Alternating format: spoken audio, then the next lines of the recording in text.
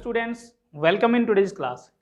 Students, last video lecture में हम discuss कर रहे थे हमारा टेंस के बारे में। हमने क्या पढ़ा था कि टेंस जहां हम कहेंगे टाइम की 3 टाइप्स होती है। जैसे हमने डिस्कस किया था present tense, past tense and future tense. यानी कि प्रेजेंट टेंस जो हमारा अभी चल रहा है, पास्ट टेंस जो हमारा टाइम बीत चुका है उसके बारे में बात करते हैं, एंड फ्यूचर टेंस हम क्या करेंगे, जो हमारा टाइम समय जो आने वाला है उसकी बात करते हैं, उसको हम कहते हैं फ्यूचर टेंस। तो आगे हमने इनके टाइप्स पढ़े थे कि इनके 4 टाइप्स रहते हैं। तो हम डिस्कस कर रहे थे हमारा प्रेजेंट इंडेफिनाइट टेंस, जहां हम इसको प्रेजेंट सिंपल टेंस भी कहते हैं। तो क्या है इसमें प्रेजेंट इंडेफिनाइट टेंस, जिसको हम प्रेजेंट सिंपल टेंस भी कहते हैं। एंड इसकी पहचान क्या होती है, जब हम उस सेंटेंस को हम ट्रांसलेट करके देखते हैं हिंदी में, तो वहां पे किस चीज की साउंड आती है, ता है, ते है एंड ती है। अगर ये साउंड आती है तो इसको समझ के हम कह सकते हैं कि जो हमारा टेंस है वो किस में रहेगा, प्रेजेंट इंडेफिनाइट टेंस होता है वहां पे। जैसे कि हम एग्जांपल लेते हैं, ही गोज टू स्कूल।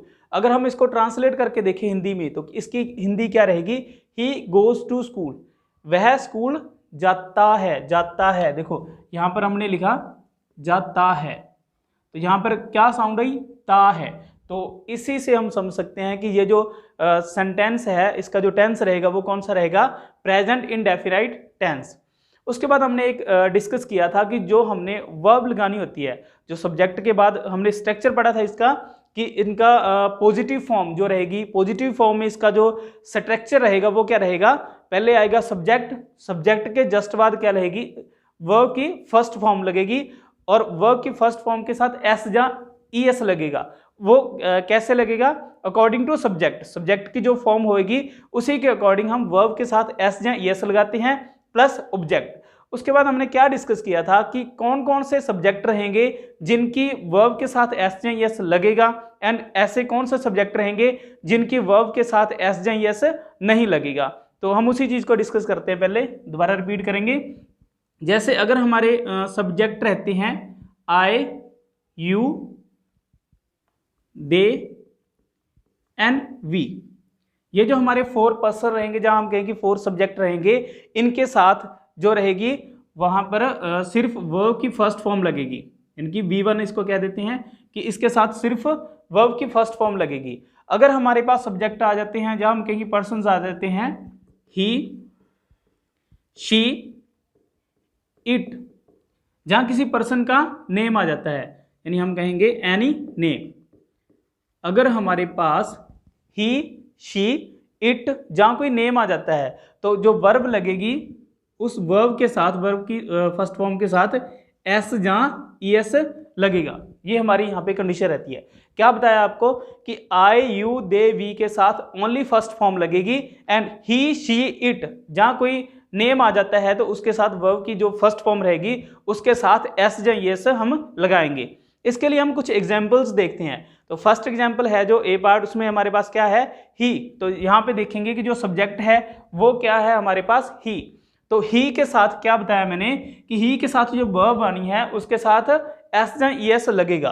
तो ही के साथ जो वर्ब लगी है गो, एंड गो के साथ हमने क्या लगाया, ई एस। ही के साथ क्या लगेगा, गोज। ऐसे ही शी के साथ क्या लगाएंगे, वर्ब की फॉर्म के साथ एस या ई एस, तो हमने लगाया शी के साथ गोज। ऐसे ही आई, तो यहाँ पे जो गोज लगा है वो यहाँ पर क्या है, गलत है। कैसे, देखो आई के साथ मैंने आपको क्या बताया कि आई के साथ क्या लगेगी, सिर्फ वर्ब की फर्स्ट फॉर्म लगेगी। तो आई के साथ क्या लगेगा, आई गो टू स्कूल। ऐसे ही वी के भी साथ भी क्या लगेगी, ओनली वर्ब की first form, we go to school. ऐसे ही you go to school and they go to school. ऐसे ही अगर कोई नेम आ जाता है, जैसे कि मैं कहूं कि मनीष, क्या लिखा मैंने, मनीष। अब यहां पर क्या देखते हैं कि मनीष कोई नेम है, तो मनीष के साथ क्या लगेगा, मनीष के साथ जो वर्ब लगेगी उसके साथ ई एस लगाएंगे। तो क्या लिखेंगे, Manish goes to school. Students, I hope आपको ये कॉन्सेप्ट अच्छे से समझ आ गया होगा। जो हमारा इसकी पॉजिटिव फॉर्म्स रहेगी, पॉजिटिव फॉर्म में क्या स्ट्रक्चर बताया आपको कि पहले आएगा सब्जेक्ट, फिर सब्जेक्ट के साथ वर्ब की फर्स्ट फॉर्म लगेगी, उसके साथ एस या ई एस अकॉर्डिंग टू वो सब्जेक्ट लगेगा, प्लस ऑब्जेक्ट रहेगा। हमारा जो नेक्स्ट कॉन्सेप्ट रहने वाला है वो है इसकी नेगेटिव फॉर्म्स की, जो सिंपल जहां हम कहें कि प्रेजेंट इंडेफिनाइट टेंस में जो इसकी नेगेटिव फॉर्म रहेगी उसको हम किस प्रकार से फॉर्म करते हैं। तो अब पॉजिटिव फॉर्म के बाद जो हमारी नेक्स्ट फॉर्म रहने वाली है वो है नेगेटिव फॉर्म। समझते हैं कि नेगेटिव फॉर्म कैसे बनाते हैं, नेगेटिव फॉर्म का जो स्ट्रक्चर रहेगा वो क्या रहेगा। तो जो नेगेटिव फॉर्म का सब्जेक्ट रहेगा, नेगेटिव फॉर्म का जो स्ट्रक्चर रहेगा उसको समझते हैं। स्ट्रक्चर कैसे बनेगा, सबसे पहले हमने लगाना है सब्जेक्ट। सब्जेक्ट के बाद हम क्या लगाएंगे, प्लस डू। अब जैसा कि आपको पहले बताया गया था कि आई यू दे वी के साथ सिर्फ वर्ब की फर्स्ट फॉर्म लगाते हैं and he she it any name के साथ हम क्या लगाते हैं, जो वर्ब की फर्स्ट फॉर्म रहेगी उसके साथ es लगाएंगे। अब हमने सब्जेक्ट के बाद लगाया डू। अगर हमारे पास आई यू दे वी आता है तो इसके साथ हम लगाएंगे डू। ऐसे ही अगर हमारे पास जो subject he she it any name आ जाए तो उसके साथ हम डू के साथ क्या लगाएंगे, es लगाएंगे। क्या बनेगा वो, डज। यानी कि आई यू दे वी के साथ हम डू लगाएंगे and he she it any name आ जाता है तो उसके साथ हमें क्या लगाना पड़ेगा, डज, अकॉर्डिंग टू सब्जेक्ट। अब सब्जेक्ट के बाद डू डज लग गया एंड अब क्या है, हम नेगेटिव फॉर्म बनानी है, यानी कि हम नहीं वाले या नॉट वाले सेंटेंस बनाने हैं। तो इसके बाद हम क्या लगाएंगे, नॉट, एंड इसके बाद हम लगाएंगे वर्ब की फर्स्ट फॉर्म यानी कि B1 प्लस ऑब्जेक्ट। स्ट्रक्चर क्या बना, सब्जेक्ट के साथ do does plus not plus B1 and object. अब इसको एक एग्जाम्पल की हेल्प से समझते हैं। इसका एग्जाम्पल लेते हैं कि यानी कि नॉट वाले सेंटेंस कैसे बनाते हैं। तो यानी कि ये हमारे पास एक पॉजिटिव फॉर्म है, ही गोज टू स्कूल, कि वह स्कूल जाता है। इसकी नेगेटिव फॉर्म क्या बनेगी, वह स्कूल नहीं जाता है। तो कैसे लगाएंगे, सबसे पहले हमने क्या लगाना है, सब्जेक्ट। यानी कि मैंने क्या बोला कि वह स्कूल नहीं जाता है, तो वह के लिए क्या लगाएंगे, ही है तो ही के साथ हम क्या लगाते हैं, डज। ही डज के बाद क्या लगाएंगे, नॉट। उसके बाद लगाना है B1 वर्ब की first form, he does not go to. उसके बाद हम क्या लगाएंगे, object, he doesn't go to school. तो इस प्रकार से जो नेगेटिव फॉर्म हम बनाते हैं। अब इससे रिलेटेड जो भी नेक्स्ट एग्जांपल बनते हैं वो हम डिस्कस करेंगे। जैसे कि अगर यहां पर हम कहें कि वह स्कूल नहीं जाती है तो उसके लिए क्या बनाएंगे, she does not go to school.